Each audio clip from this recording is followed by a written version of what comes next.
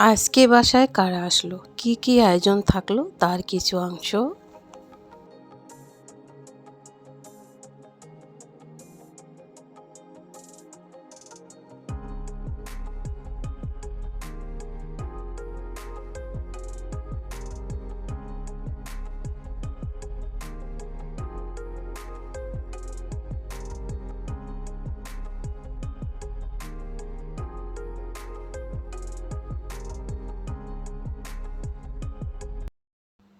Hello everyone, আসসালামু আলাইকুম। ঢাকা থেকে আমি আমার কুকিং নিউ ডেইলি ব্লগে সবাইকে ওয়েলকাম।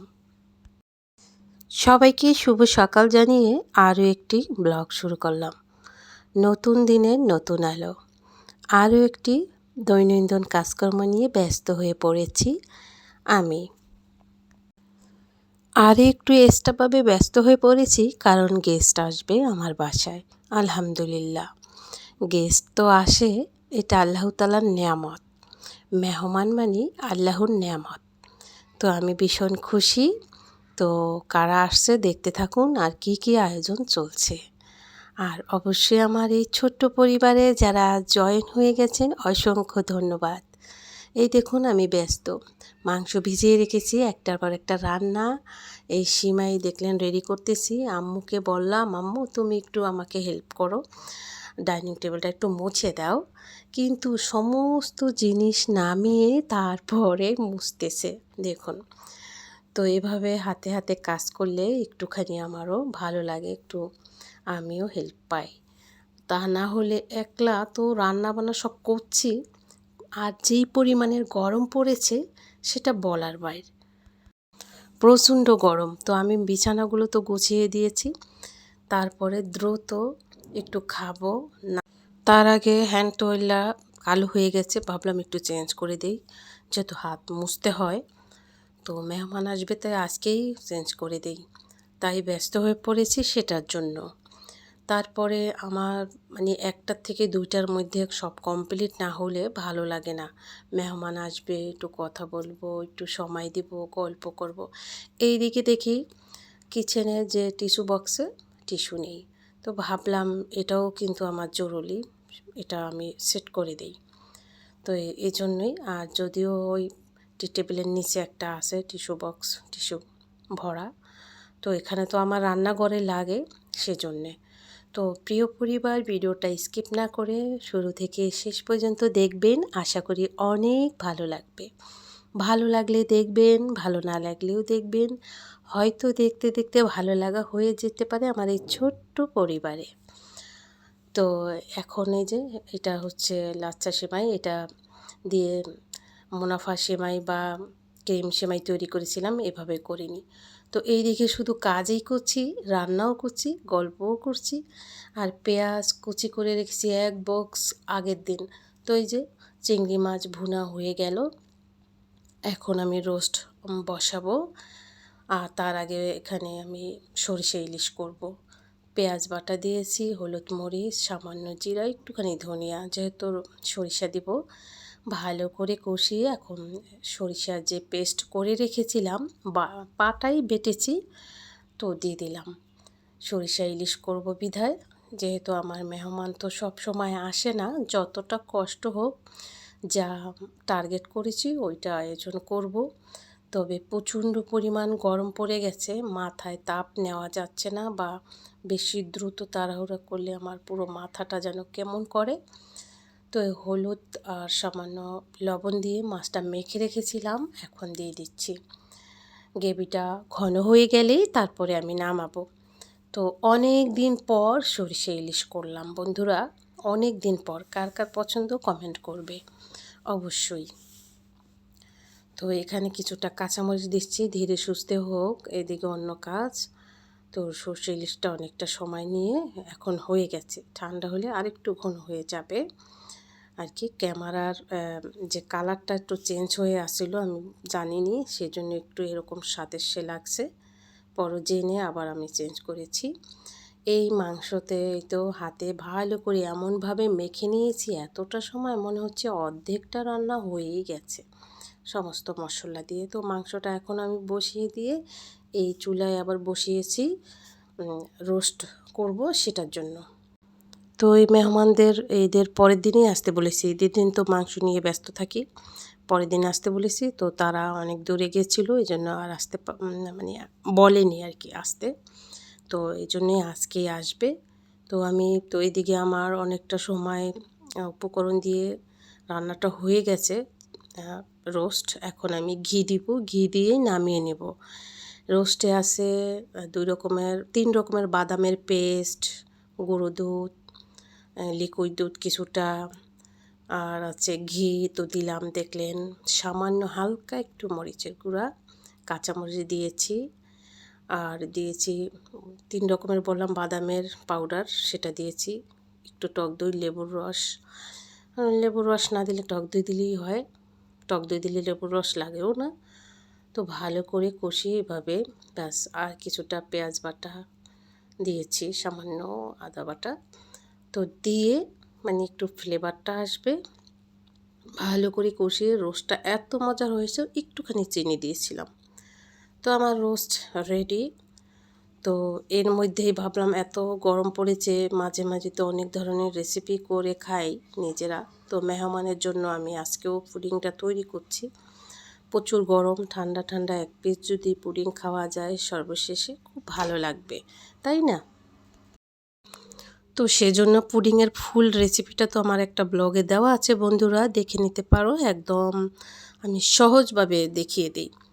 তো এইদিকে আবার বোরহানি তৈরি করতেছে বাসায়, আমাকে বাসায় তাহলে করো। একদম এতটা মজার, এতটা পারফেক্ট হয়েছে যেটা দোকানেও হয় না, দোকানে ভেজাল। রিয়েল যত জিনিস দিয়ে আজকে মজাদার বোরহানি তৈরি করা হয়েছে, একদম পারফেক্ট। তো ভাবলাম খাবারের সাথে এটাও খেলেই গরমে ভালো হবে, খাবারটা হজম হবে। তো বন্ধুরা কিনতে গিয়েছিল, দেখে যে জমে নিচে পড়ে আছে ঘন, উপরে পানি, দাম 350 টাকা, 1 লিটার না যেন কি বলল। তো ভাবলাম ঘরেই বানিয়ে নেওয়া হোক, কিসের কেনা, একদম রিয়েল। এই তো হয়ে গেছে। তো বাস হয়ে গেল, সাথে আছে আবার 7 আপ। এই তো মেহমান অলরেডি চলেও আসছে। তো আদিবা তো অপেক্ষা করতেছে, অপেক্ষা করতে করতে বাস চলে আসছে। তো এইদিকে আমার রান্না কমপ্লিট বন্ধুরা, আলহামদুলিল্লাহ। 2টার মধ্যে রান্না কমপ্লিট। লাস্টে আমি সাদা ভাতটা বসিয়ে গেছিলাম গোসলে, গোসলে গেছি, হুট করে দাঁড়িয়ে রয়েছি ভাতের জন্য। হঠাৎ মনে হলো ভাত হোক, আমি গোসল করে আসি। তো এই জন্য আমি গোসল করে আসলাম, এসেই পোলাওটা বেড়ে নিলাম, সব এখন টেবিলে দিব। তারপরে যদিও মেহমান 2টার মধ্যে আসছে, গল্প টল্প করতে করতে একটু লেবুর শরবত দেওয়া হয়েছে করতে করতে, এরপরে এই 3টার মধ্যে খাবার দেওয়া হলো এসে আর কি। তো এই বাসায় এর আগের বাসায় বউ আসছিল, এই বাসায় আসেনি, এই বাসায় প্রথম আবার আসলো। তো এখানে কি কি আয়োজন করছি সেই আছে আপনার পুডিং, তারপরে তো গরুর মাংস তো আছেই, তারপরে সেমাই আছে, ফিরনিও আছে ফ্রিজে, আর হচ্ছে গিয়ে চিংড়ি মাছ, আর রোস্ট করেছি, আর পোলাও তো করেছি, সঙ্গে সরষে ইলিশ আছে, সালাদ তো আছেই, এই যে সরষে দিয়ে ইলিশ, আর এই হচ্ছে আমার সাদা ভাত কমপ্লিট আলহামদুলিল্লাহ। তো এই তো খাবার দেওয়া শুরু, খাচ্ছে, খেয়ে দিয়ে তারপরে একটু রেস্ট করলেই মিষ্টি জিনিস দেব। আরিফ ভাই আসে না সহজে, আপনি খান খান, মাঝে মাঝে এখন আসবা, এই পাঠাই দিবেন, একলা মানুষ মাঝে মাঝে তো রান্নাও করা লাগে না, পাঠাই দিলেই তো হয়। যাবো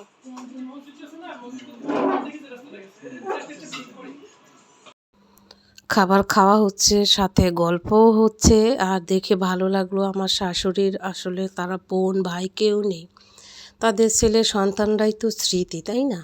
তো এইটা যদি সম্পর্ক থাকে, আসা যাওয়া, সেই স্মৃতিটা ভালো লাগে, তাদের মনে শান্তি লাগবে, যারা মারা গেছেন তাদের মনেও আত্মায় শান্তি লাগবে যে না, আত্মীয় স্বজন সবার সাথে সবার যোগাযোগ থাকে। তো যাই হোক, এই যে এখানে বোরহানি দিচ্ছি আর কি। আমি এমন একটা ব্যক্তি, এমন একটা মানুষ যারা আমাকে ভালোভাবে চিনতে পারে, তারা জানে আসলে আমি কেমন। আমার কাছে কোনো বাবার বাড়ির মানুষজন নেই বা শ্বশুরবাড়ি নেই। আমার কাছে সবাই ভালোবাসার মানুষ, সবাই এক। কোনো পার্সোনাল নেই আমার কাছে।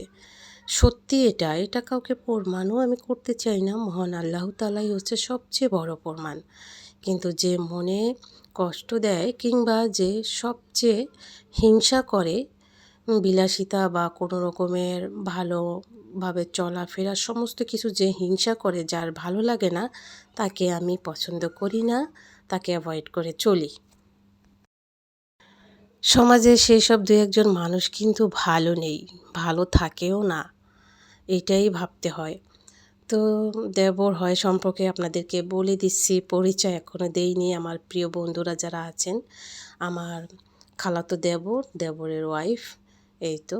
তো দুষ্টামি করতেছি আর বলতেছি, কালো পাঞ্জাবি কেন, একটু ম্যাচিং করে আসবে বউয়ের সাথে, এই দুষ্টামি করতেছি। আর অনেকক্ষণ পর আবার ওই যে ফিরনি, সেমাই, পুডিং দিচ্ছি, খাচ্ছে। এরপরে যেতে চেয়েছিল, আমি যেতে দেইনি, খুব জোর করে রেখেছি। রাতের 10টার মধ্যে এসে পড়ে গেছে। দেবর রাত্রে খায়নি, বউ একটু খেয়েছে, মানে আমার যা একটু খেয়েছে, এখন এই যে চলে যাচ্ছে রাত্রে। বলছি আমি যেতে পারবা না, রাত্রে খাওয়া দাওয়া করে একবারে যাবা, বাসায় গিয়ে আবার কি খাবা। এই জন্য সারা বিকেল গল্প টল্প করে রাত্রের বেলা একটু বউ খেয়েছে, এখন এই যে বিদায় দিচ্ছি, চলে যাচ্ছে আর কি। তো আজকের ব্লগ কেমন হলো অবশ্যই কমেন্ট করবে, আর অবশ্যই শেয়ার করে দিবে, আর অবশ্যই পাশে থাকবে বন্ধুরা। আরও নতুন নতুন ব্লগ ভিডিও দেখার জন্য অপেক্ষা করবে অবশ্যই। তো সবাই চলে যাবার পরে আমি এই যে ধোয়া পাকড়া করে রাত্রে তারপরে ঘুমাবো ইনশাল্লাহ। তো খুবই প্লেট পুলেট অনেক কিছু হয়েছে, ভাবলাম এখন যদি না ধুই সকালবেলা চাপ পড়বে, ভালো লাগবে না। কষ্ট হলেও আমি এখনই ধোবো। তো এখনই আমি ধুয়ে নিচ্ছি ইনশাল্লাহ। বাস এসেছিল, আমার ভীষণ ভালো লেগেছে, খুশি হয়েছি। বললাম মাঝে মাঝে বউকে পাঠিয়ে দিবে, একটু থাকবে, একটা মানুষ ভালো লাগবে। যে মনের মাধুরী মিশিয়ে আমার সাথে থাকতে পারবে, তাকে আমি মন প্রাণ দিয়েও খুবই আদর যত্নে, আমার কাছে খুব ভালো লাগে। হিংসা আমার কাছে চলবে না, কোনো অহংকার চলবে না, সে যেই হোক না কেন। মনের মাধুরী দিয়ে মিশলে ভালো লাগে, কোনো ভেদাভেদ বা কোনো রকমের সন্দেহ কিচ্ছু থাকতে হবে না। এটাই হচ্ছে আমি এটাতেই খুশি, অল্পতেই আমি খুশি। মিশতে হবে মাধুরী মিশিয়ে, কোনো হিংসা নয়।